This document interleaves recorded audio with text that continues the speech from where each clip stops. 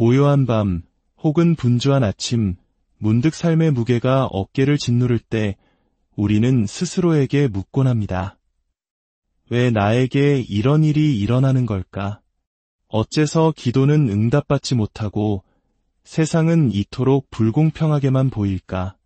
오늘 우리는 바로 그 질문의 한가운데로 걸어들어가 혼란과 의심 속에서도 굳건히 피어나는 믿음의 신비에 대해 이야기 나누고자 합니다.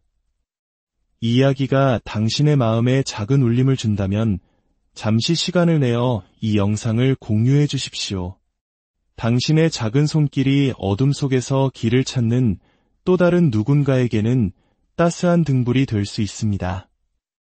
이 말씀을 나누는 모든 분들의 삶에 하나님의 크신 은혜와 평강이 함께하기를 기도합니다. 성경 시편 37편 1절은 이렇게 시작합니다. 악을 행하는 자들 때문에 불평하지 말며 불의를 행하는 자들을 시기하지 말지어다. 그들은 풀과 같이 속히 배임을 당할 것이며 푸른 채소 같이 쇠잔할 것이미로다. 요즘 세상을 둘러보면 걱정과 두려움이 가득합니다. 많은 분들이 묻습니다. 정말 마지막 때가 온 걸까요? 예수님은 정말 곧 다시 오시는 걸까요? 미래에 대한 불확실성은 우리를 두려움에 빠지게 합니다. 하지만 우리 믿는 자들에게는 세상이 알지 못하는 특별한 특권이 있습니다. 그것은 바로 두려움 속에 살지 않아도 된다는 것입니다. 기억하십시오. 어떤 일이 일어나든 하나님께서는 우리를 돌보십니다. 세상이 아무리 혼란스러워도 전능하신 하나님은 당신의 자녀인 우리를 끝까지 책임지십니다. 그러니 눈앞의 불의와 악인의 형통함에 마음을 졸일 필요가 없습니다. 그들은 아침 안개처럼 들판의 풀처럼 곧 사라질 것들입니다. 저는 지금 이 시대를 살아가는 우리에게 아주 특별한 사명이 주어졌다고 믿습니다. 그것은 바로 빛의 스위치를 켜는 일입니다. 세상이 어두워지면 어두워질수록 작은 빛 하나는 더욱 밝고 선명하게 빛나기 마련입니다. 환한 대낮에는 촛불 하나가 눈에 띄지 않지만 칠흑 같은 어둠 속에서는 작은 촛불 하나가 모든 사람의 시선을 사로잡습니다. 예수님께서 우리를 세상의 빛이라 부르신 이유가 바로 여기에 있습니다. 이제 그 사명이 우리에게 주어졌습니다. 당신이 처한 삶의 자리, 그 세상의 한 구석에서 예수님을 드러내는 것, 그것이 바로 지금 이 땅에서 당신이 해야 할 가장 중요한 일입니다. 우리가 이 땅에 존재하는 이유는 단순히 원하는 것을 모두 얻기 위함이 아닙니다. 하나님께서는 물론 우리에게 많은 것을 허락하시지만 우리의 궁극적인 목적은 더 큰 곳에 있습니다. 우리는 세상 속에 살지만 세상에 속한 자들은 아닙니다. 하나님은 우리가 믿고 또 믿고 그리고 다시 한 번 더 믿기를 원하십니다. 어떤 상황이 펼쳐지든 그분은 우리 아버지이시며 반드시 우리를 지켜주실 것이라는 사실을 끝까지 신뢰하기를 바라십니다. 시편 37편 3절은 말합니다. 여호와를 의뢰하고 선을 행하라. 우리는 그저 하나님을 믿기만 하는 것이 아닙니다. 그분을 신뢰하는 동안 우리는 계속해서 옳은 일을, 선한 일을 행해야 합니다. 하지만 우리의 마음이 아플 때 우리는 어떻습니까? 교회에 가고 싶지 않고 성경을 읽기도 싫어집니다. 다른 사람에게 친절을 베풀 마음의 여유도 무언가를 나눌 생각도 들지 않습니다. 그저 어디론가 숨어 혼자만의 상처를 보듬고 싶어 합니다. 하지만 바로 그때가 가장 위험한 순간입니다. 고통스러울 때 스스로를 고립시키지 마십시오. 오히려 그 어느 때보다 더 부지런히 다른 사람들에게 다가가 손을 내미십시오. 그들을 돕는 과정 속에서 당신의 치유가 시작될 것이기 때문입니다. 주님 안에서 기뻐하십시오. 그리하면 그분께서 당신 마음의 소원을 이루어 주실 것입니다. 우리는 본능적으로 모든 일의 원인과 결과를 분석하고 이해하려는 경향이 있습니다. 저 역시 미스터리 영화를 좋아하고 무언가를 파헤치고 알아내는 것을 즐기는 사람입니다. 그래서 왜 이런 일이 일어났는지, 왜 저런 상황이 펼쳐졌는지 그 이유를 알아내려는 유혹에 빠지기 쉽습니다. 과거 기독교 역사 속에는 믿음을 특별히 강조하는 가르침이 크게 유행했던 시기가 있었습니다. 믿음으로 병이 낫고 믿음으로 하나님의 축복을 받는다는 가르침은 수많은 사람들에게 큰 희망을 주었고, 저 또한 그 가르침을 통해 하나님이 얼마나 우리를 축복하기 원하시는지 깊이 깨달았습니다. 하지만 어떤 진리든 한쪽으로 지나치게 치우치면 문제가 발생하기 시작합니다. 그 가르침은 어느새 믿음만 있으면 아무 문제도 겪지 않을 것이라는 극단적인 생각으로 변질되기도 했습니다. 그래서 누군가가 아프거나 삶의 어려움을 겪으면 사람들은 그 이유를 찾으려 했습니다. 저 사람에게 숨겨진 죄가 있을 거야, 혹은 믿음이 부족해서 그래 라고 쉽게 판단해버렸습니다. 저는 그러한 시선을 단호히 거부합니다. 당신이 지금 문제를 겪고 있다는 사실이 당신이 무언가를 잘못했다는 증거가 되지는 않습니다. 성경은 분명히 의인도 고난을 받는다고 말씀합니다. 하나님은 우리를 축복하기 원하십니다. 풍성하게 채워주기를 원하십니다. 하지만 우리의 영적 성숙도를 뛰어넘는 축복은 주지 않으십니다. 왜냐하면 그것은 축복이 아니라 오히려 독이 될 수 있기 때문입니다. 한 그루의 나무를 생각해 보십시오. 나무가 땅에 심겨진 후 가지에 탐스러운 열매가 맺히기까지는 아주 오랜 시간이 걸립니다. 그 시간 동안 나무는 보이지 않는 땅속 깊은 곳으로 견고한 뿌리를 내립니다. 만약 뿌리가 약한 상태에서 너무 많은 열매를 맺게 되면 그 열매의 무게를 이기지 못하고 나무 전체가 쓰러지고 말 것입니다. 마찬가지로 하나님께서 우리가 감당할 수 있는 수준 이상의 것을 주신다면 그것은 우리를 돕는 것이 아니라 오히려 우리를 해치는 일이 됩니다. 그러니 단순히 원하는 모든 것을 달라고 기도하지 마십시오. 대신 하나님, 제가 감당할 수 있는 만큼만 주십시오. 그리고 제가 감당할 수 없는 것은 결코 허락하지 마옵소서라고 기도하십시오. 물질적인 풍요가 때로는 우리를 하나님에게서 멀어지게 만들 수 있기 때문입니다. 믿음에는 여러 차원이 있습니다. 하나님을 믿고 내가 원하는 것을 얻는 것도 귀한 믿음입니다. 하지만 제 생각에 더 위대한 믿음은 내가 간절히 원하는 것을 구했으나 얻지 못했을 때 그럼에도 불구하고 여전히 하나님을 똑같이 사랑하고 신뢰하는 것입니다. 만약 오늘 당신이 하나님께 화가 나 있다면 당신은 엉뚱한 대상에게 화를 내고 있는 것입니다.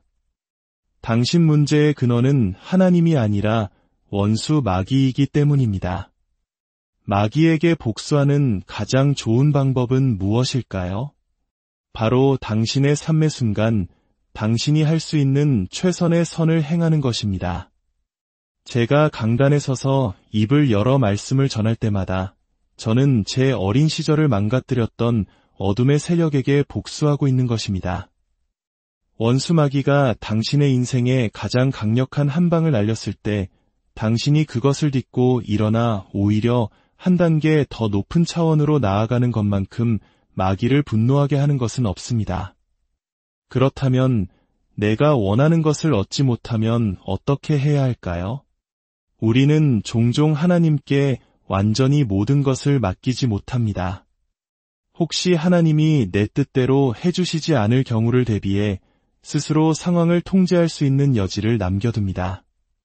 내가 원하는 것을 얻지 못할지도 모른다는 두려움이 우리가 하나님을 온전히 신뢰하는 것을 가로막는 것입니다. 만약 내가 하나님을 온전히 믿었는데도 원하는 것을 얻지 못하면 어떡하죠? 그렇다면 아마도 그것은 당신에게 허락된 것이 아니었을 겁니다. 우리는 어느 시점에서 우리가 모든 것을 알 수 없다는 사실을 인정해야 합니다. 내가 원하는 모든 것이 나에게 최선이 아닐 수도 있다는 것을 받아들여야 합니다. 또한 하나님은 이 세상에서 오직 나 한 사람에게만 관심을 갖고 계신 분이 아니라는 점을 기억해야 합니다. 하나님의 결정은 단순히 나의 소원 하나에만 근거하지 않습니다. 그분은 훨씬 더 크고 넓은 그림을 보고 계십니다. 예수님께서는 겟세마네 동산에서 기도하셨습니다. 아버지여, 만일 아버지의 뜻이거든 이 잔을 내게서 옮기시옵소서. 예수님조차도 십자가의 고통을 피하고 싶으셨습니다. 하지만 그분은 이렇게 기도를 마치셨습니다. 그러나 내 원대로 마시옵고 아버지의 원대로 되기를 원하나이다. 하나님 아버지께서 사랑하는 아들이 십자가에서 고통받는 모습을 보며 즐거워하셨을까요? 결코 그렇지 않습니다. 하지만 하나님은 예수님의 고통 너머에 있는 수억만 명의 영혼들을 보고 계셨습니다. 바로 당신과 저, 구원자가 필요했던 우리 모두를 생각하고 계셨던 것입니다. 어쩌면 제가 어린 시절 그 끔찍한 고통 속에서 벗어나게 해달라고 간절히 기도했을 때 하나님께서는 저 너머에 있는 저와 같은 아픔을 겪고도 침묵 속에 살아가야 했던 수많은 사람들을 생각하고 계셨을지도 모릅니다. 그들의 상처를 세상에 드러내고 치유의 길을 열어줄 누군가가 필요했고 하나님은 저를 선택하셨습니다. 하지만 그 일을 하기 위해 저는 제가 말하려는 것이 무엇인지 경험으로 알아야만 했습니다. 우리는 삶을 앞으로 살아가지만 그 의미는 뒤돌아볼 때 비로소 깨닫게 됩니다. 지금 당장 이해할 수 없는 일들을 언젠가 이해하게 될 날이 올 수도 있습니다. 하지만 끝까지 이해하지 못한다 해도 괜찮습니다. 그것이 바로 믿음이기 때문입니다. 로마서 11장 33절은 외칩니다. 깊도다 하나님의 지혜와 지식의 풍성함이여 그의 판단은 헤아리지 못할 것이며 그의 길은 찾지 못할 것이로다. 우리가 혼란에 빠지는 유일한 이유는 오직 하나님만이 아시는 영역의 일들을 우리 스스로의 힘으로 이해하려고 애쓰기 때문입니다. 그렇다면 이제 알지 못하는 상태를 편안하게 받아들이는 연습을 해보는 것은 어떨까요?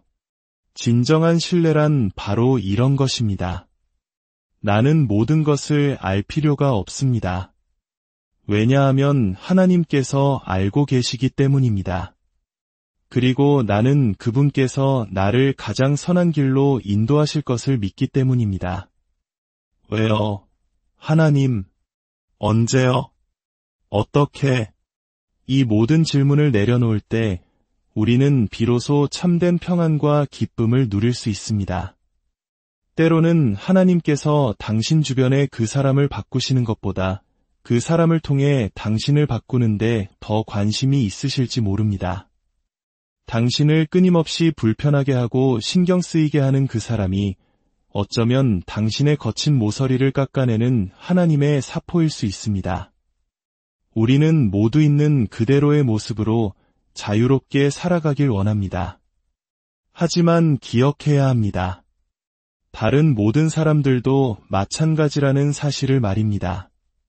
다른 사람을 위해 변화를 기도할 때 그 기도가 정말 그 사람을 위한 것인지 아니면 단지 나의 편안함을 위한 것인지 스스로에게 정직하게 물어보아야 합니다. 마지막으로 영원의 관점에서 우리의 삶을 바라봅시다. 우리가 그토록 속상해하고 마음 아파하는 수많은 문제들이 영원이라는 시간 앞에서 보면 얼마나 사소한 것들인지 모릅니다. 사도 바울은 예수님께서 곧 오실 것이라고 말했습니다. 그리고 수천 년이 지난 지금 우리 역시 그분이 곧 오실 것이라고 말합니다. 저는 이것이 하나님께서 우리가 살아가기를 원하시는 삶의 방식이라고 믿습니다. 예수님께서 언제 다시 오실지 우리는 알 수 없습니다. 하지만 그날이 언제든 우리는 준비되어 있어야 합니다. 그분이 오셨을 때 우리는 준비할 시간을 갖지 못할 것입니다. 그러므로 우리는 항상 준비된 삶을 살아야 합니다. 삶의 어려운 결정 앞에서 하나님의 뜻을 구하고 계십니까? 그분은 결코 우리를 홀로 내버려 두지 않으십니다. 성령의 음성을 듣고 그분의 인도를 따르는 법을 배울 때 우리는 삶의 목적을 향해 담대히 나아갈 수 있습니다. 진정한 믿음은 내가 원하는 것을 얻어내는 능력이 아닙니다. 진정한 믿음은 내가 원하는 것을 얻지 못했을 때조차도 하나님의 선하심을 의심하지 않는 마음입니다. 왜냐는 질문을 내려놓고 그분의 깊고 넓으신 계획을 신뢰하는 것입니다. 오늘 당신의 마음을 어지럽히는 모든 질문들을 잠시 내려놓으십시오. 알지 못함 속에서 참된 평안을 발견하고 그분의 임재 안에서 새로운 힘을 얻으시기를 바랍니다. 당신을 향한 하나님의 영원하고 완전한 계획이 있음을 믿으십시오. 주님의 무한하신 사랑과 은혜가 당신의 모든 날들 위에 늘 함께하기를